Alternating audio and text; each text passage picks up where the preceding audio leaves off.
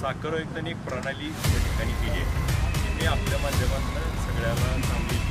Police गाडी आली की निम्या गावाला कळती आणि पोलीस गाडी आली की ती फक्त उसात जाऊन लपणे, कुठेतरी लपणे आणि त्यांना 2-2, 3-3 दिवस सापडणे आणि त्या ठिकाणी मुकदमांनी टोळी नसताना एकच ह्याची 4 जणांना टोळी देऊन त्या ठिकाणी फसवलंय आणि या सगळ्यामध्ये त्या ठिकाणी वाहन मालक हा अडचणीत आलाय.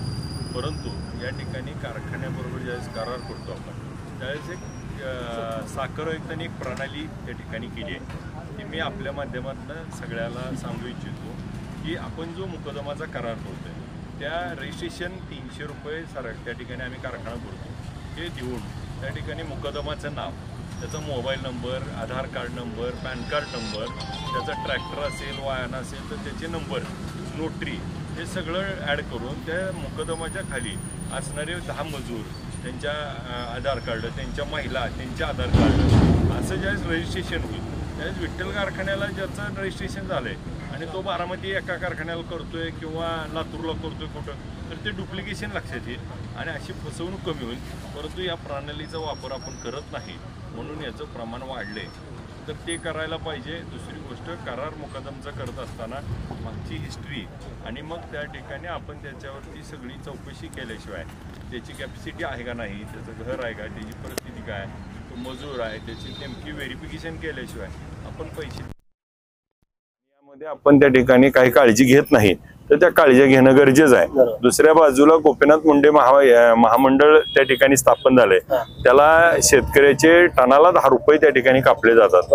तर मी अधिवेशनात देखील याची मागणी करेन की त्या ठिकाणी या महामंडळाने अशा लोकांना सिक्युरिटी दिली पाहिजे जेणेकरून या अशा ज्यांची बुडवणूक होती आहे, फसवणूक होती आहे त्या मजुरांच्या जर ज्यावेळेस आपण विकासासाठी हे काम करतोय तर दुसरी बाजू आहे ह्याच्यावर जी फसवणारी मजूर आहेत त्यांना देखील त्या ठिकाणी काहीतरी कडक कायदा करून याच्यावर प्रयोजन व्हायला पाहिजे असं आम्ही त्या ठिकाणी प्रयत्नशील राहू.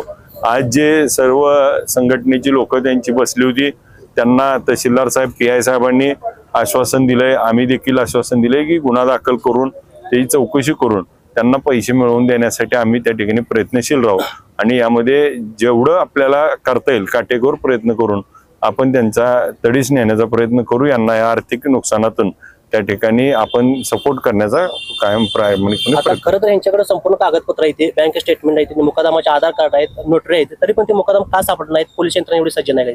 2 गोष्टी आहेत. पोलीस यंत्रणेला ज्यावेळेस आपण इथून त्या तिथं जातो त्यावेळेस तिथल्या लोकल पोलीस स्टेशनला त्याची इन्फॉर्मेशन घेऊन त्या लोकल पोलीस स्टेशनला घेऊन जावं लागतं आणि आपल्याला पण माहिती आहे आपल्या एखाद्या गावामध्ये, उदाहरणार्थ तुमचं गाव शिरगाव आहे, शिरगावमध्ये पोलीस गाडी आली की निम्या गावाला कळती आणि पोलीस गाडी आली की ती फक्त उसात जाऊन लपणे, कुठेतरी लपणे आणि त्यांना 2-2, 3-3 दिवस सापडणे. काही ठिकाणी सापडल्यानंतर तिथल्या लोकल पॉलिटिक्सचा त्यांना त्रास होत असेल, तिथल्या पोलीस स्टेशनमध्ये त्या घरची बायको जाऊन गुन्हा दाखल करते, किडनॅपिंग केलं, खोटं कर, तसं कर आणि मग अशा बऱ्याच अडचणीमुळे त्या ठिकाणी त्रास होतोय. परंतु याच्यासाठी सरकारने या ठिकाणी आवाज उठवून कायदा करून ह्याच्यावर त्या ठिकाणी योग्य तो तोडगा काढण्याचा 2 गोष्टी आहेत. मगाशी मी बोलताना पण त्यांना सांगितलं की गेल्या हंगामामध्ये विठ्ठल सहकारी साखर कारखान्यानं जवळजवळ 46 कोटी रुपये हे तोडणी वाहतूकदाराला ऍडव्हान्स वाटला. आपल्याला सगळ्याला माहिती आहे विठ्ठल कारखान्याला त्या ठिकाणी कर्ज घेताना आम्ही संचालक मंडळाने आमच्या नावावर कर्ज घेतलंय आणि ह्यांना दिलेत.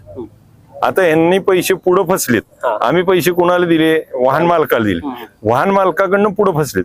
परंतु जर आज कारखान्याला त्या ठिकाणी 46 कोटी रुपयाला व्याजासहित बँक तर भरायचे, पुढच्या वर्षी पैसे ही भरल्यावर पुढच्या वर्षीची कारखान्याला मिळणार, मग पुढच्या वर्षी सीझन चालणार आहे. ही साखळी आहे आणि ह्याच्यात जर एखादी कडी तुटली तर त्या ठिकाणी सगळी चेन ब्लॉक होते. म्हणून त्या ठिकाणी वाहन मालकाने पैसे घेताना जसं कारखाना